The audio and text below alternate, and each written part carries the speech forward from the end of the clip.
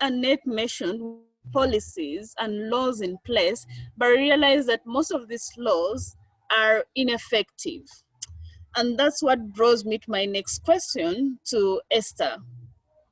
Esther, with all these laws in place, why is it still we have so many domestic violence cases that are still happening?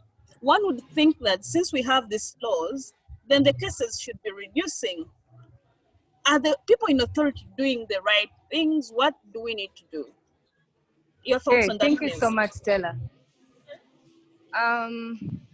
Yeah, first of all, like the previous speaker said, we have to acknowledge the fact that there are different forms of gender-based violence. It's not only physical, it can be verbal, it can be economic, it can be emotional, and all these other different types of abuses.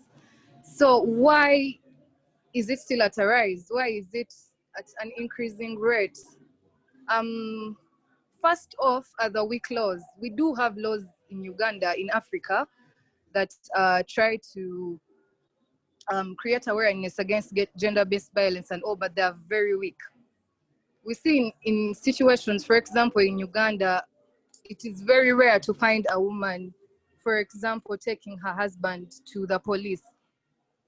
You will reach there and they will laugh at you and you will have nothing to do. So our governments haven't really been so effective in implementing the penalties and the fines against gender-based violence, which I think has actually lagged us behind. If the perpetrators would actually be exposed and punished, I feel like it would reduce.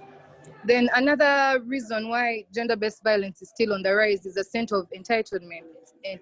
We have men that feel entitled to these women, that feel like they have control over them. They can beat them anytime they want. They can talk to them in any way that they like. Societies in Africa are still a bit backward. There's a lot of chauvinism that is still going on, where men think that they're inferior over us, and that is one of the reasons why gender-based violence is still on the rise. Then we also have the media.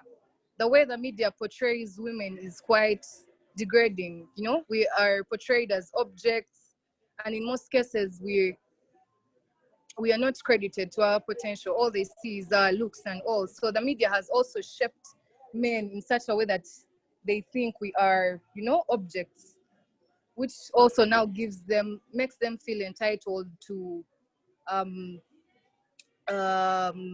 doing all these things to us. Then there is also a case of social learning, where the perpetrators have grown up in families where they are being beaten by their parents, or they have seen their dads beat their moms, or they have seen their moms beat their dad.